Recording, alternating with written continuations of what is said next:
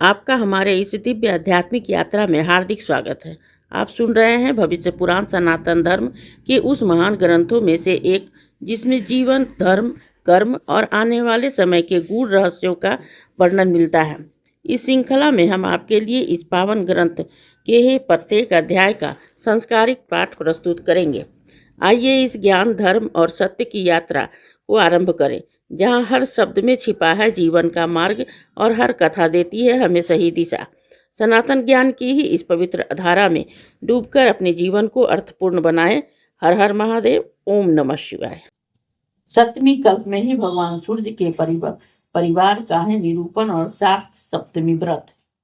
सुमंत मुनि ने कहा कि राजन, अब मैं सप्तमी कल्प का ही वर्णन करता हूँ। सप्तमी तिथि को ही भगवान सूर्य का आविर्भाव हुआ है। वे अंड के साथ उत्पन्न हुए हैं। अंड के रहते हुए ही उन्होंने वृद्धि प्राप्त की है। बहुत दिनों तक अंड में रहने के कारण ही मार्तंड के नाम से ही प्रसिद्ध हुए हैं। जब ये अंड में ही स्थित थे तो दक्ष प्रजापति ने अपने रूपवती कन्या रूपा को भार्या के रूप में इन्हें अर्पित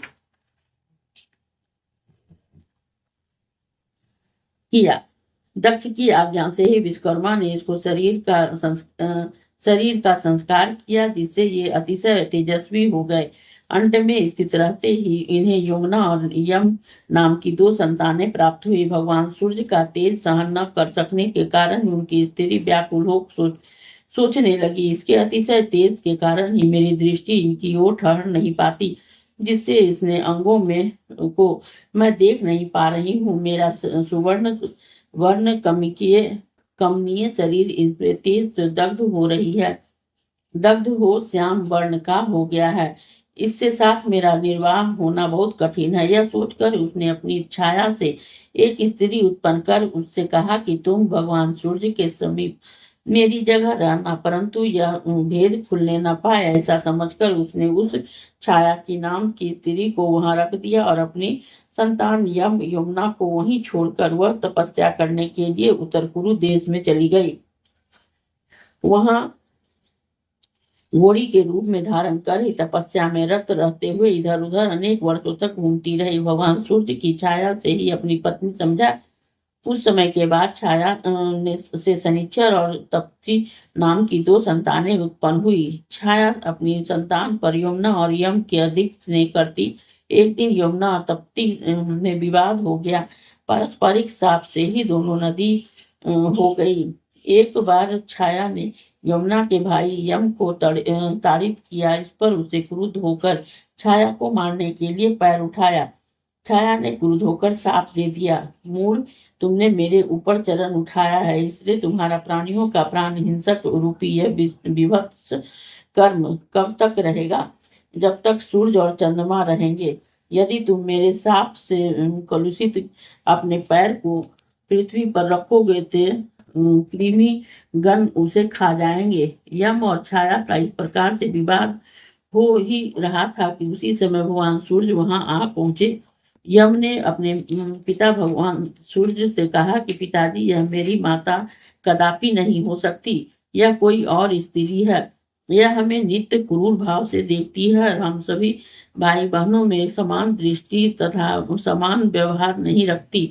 यह सुनकर भगवान सूर्य ने क्रुद्ध होकर छाया से कहा कि तुम्हें यह उचित नहीं है कि तुम अपनी संतान को एक से प्रेम करो, दूसरे से द्वेष। जितनी संतानें हो उस सबको समान ही समझना चाहिए।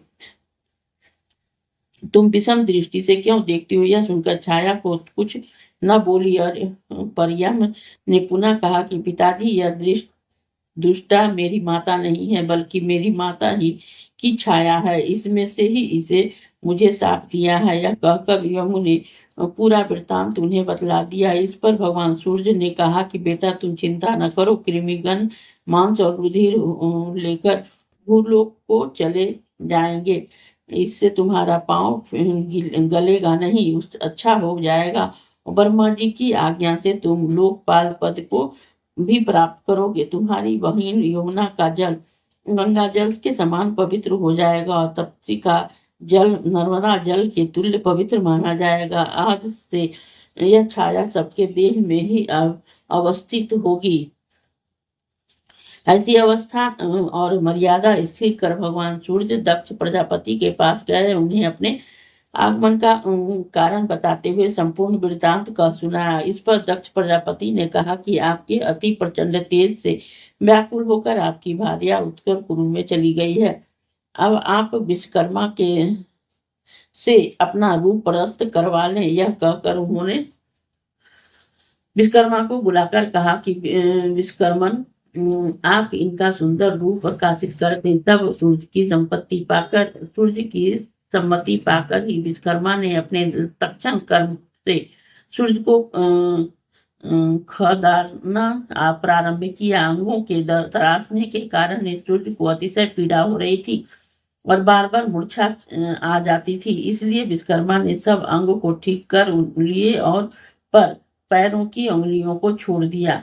तब सूर्य भगवान ने कहा कि विश्वकर्मन, आपने तो अपना कार्य पूर्ण कर लिया, परंतु हम पीड़ा से व्याकुल हो रहे हैं, इसका कोई उपाय बतलाएं। विश्वकर्मा ने कहा कि भगवान, आप रक्त चंदन और करबीर के ही पुष्पों का संपूर्ण शरीर में लेप करें, इससे तत्काल ही वेदना शांत होगी।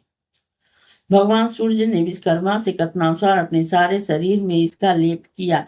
इससे उनकी सारी वेदना मिट गई।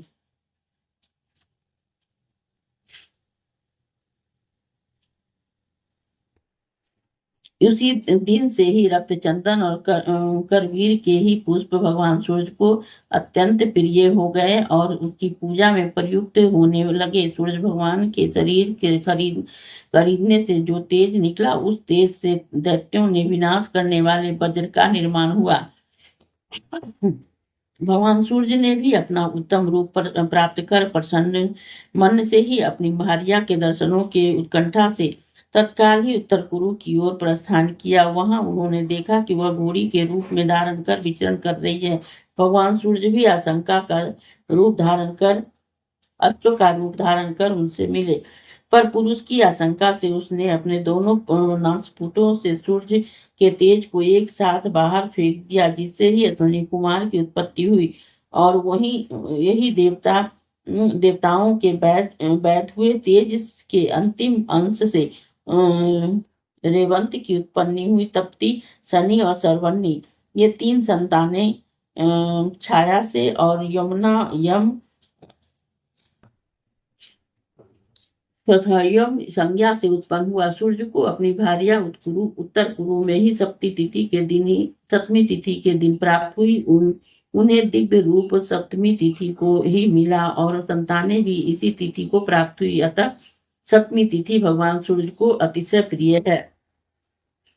जो व्यक्ति पंचमी तिथि को एक समय भोजन कर षष्ठी को उपवास करता है और सप्तमी को दिन में उपवास कर भक्ष्य भोजन से साथ ही विविध शाक पदार्थों से को भगवान सूर्य के लिए ही अर्पण कर ब्राह्मणों को देता है तथा रात्रि में मौन होकर भोजन करता है, वह अनेक प्रकार के सुखों का भोग करता है, सर्वत्र विजय प्राप्त करता है एवं अंत में उत्तम विमान पर चढ़कर सूर्यलोक में कई मनवंतरों का निवास कर पृथ्वी पर पुत्र पौत्रों से समन्वित चक्रवर्ती राजा होता है तथा दीर्घ काल पर्यंत निष्कंटक राज्य करता है। राजा कुरु ने सप्तमी व्रत का पालन व्रत का बहुत काल तक ही अनुष्ठान किया और केवल शाक का ही भोजन किया। इसी से उन्होंने कुरुक्षेत्र नामक पुण्य क्षेत्र प्राप्त किया और उसका नाम रखा धर्म क्षेत्र। सप्तमी, नवमी, अष्टमी, षष्ठमी, तृतीया और पंचमी, ये तिथियां बहुत ही उत्तम है। स्त्री पुरुषों को मनोवांछित फल प्रदान करने वाली है। माघ की सप्तमी, आश्विन की नवमी, भाद्रपद की षष्ठी और वैशाख की तृतीया और भाद्रपद मास की पंचमी, ये तिथियां इन महीने में विशेष परस्त मानी गई है। कार्तिक शुक्ला सप्तमी से इस व्रत को ग्रहण करना चाहिए। उत्तम शाक को सिद्ध कर ब्राह्मणों को देना चाहिए और रात्रि में स्वयं ही शाक को ग्रहण करना चाहिए। इस प्रकार 4 मास तक व्रत कर व्रत का पालन करना चाहिए। उस दिन पंचगव्य से ही सूर्य भगवान को स्नान कराना चाहिए और स्वयं भी पंचगव्य का पासन करना चाहिए। अनंतर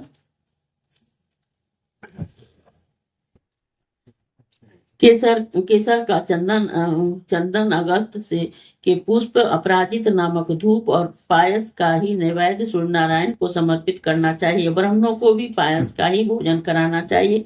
दूसरे पारण में ही कुशा के जल के ही भगवान सूर्य नारायण का स्नान कराकर स्वयं में गोमय का ही प्राशन करना चाहिए। श्वेत चंदन सुगंधित पुष्प अंगूर का ही धूप और गुड़ के अनूप नैवेद्य में ही अर्पण करना चाहिए। वर्ष में के समाप्त होने पर ही तीसरा पारण करना चाहिए। गौर सर्प का ही उपटन लगाकर भगवान सूर्य को स्नान कराना चाहिए। इससे संपूर्ण पाप नष्ट हो जाते हैं। फिर रक्त चंदन करवीर के पुष्प गुंगुल का धूप और अनेक भक्षण भोज सहित दही भात नैवेद्य में अर्पण करना चाहिए तथा यही ब्राह्मणों को भी भोजन कराना चाहिए। भगवान सूर्य नारायण के सम्मुख ही ब्राह्मण के से पुराण का ही श्रवण करना चाहिए और स्वयं बाँचना चाहिए। अंत में ब्राह्मण को भोजन कराकर पौराणिक कथा को वस्त्र आभूषण दक्षिण आदि देकर ही प्रसन्न करना चाहिए। पौराणिक के संतुष्ट होने पर ही भगवान सूर्य नारायण प्रसन्न हो जाते हैं। रक्त चंदन करवीर के पुष्प मूंगुल का धूप मोदक पायस का नैवेद्य घृत ताम पात्र पुराण ग्रंथ और पौराणिक ये सब भगवान सूर्य को अत्यंत प्रिय है। राजन, यह सात सप्तमी व्रत भगवान सूर्य को अति प्रिय है। इस व्रत का करने वाला पुरुष भाग्यशाली होता है। इस अध्याय के श्रवण हेतु आपका हृदय से धन्यवाद। हम आशा करते हैं कि भविष्य पुराण की यह दिव्य कथा आपको आध्यात्मिक शांति, सही मार्गदर्शन और जीवन के गहन सत्य प्रदान कर रही होगी।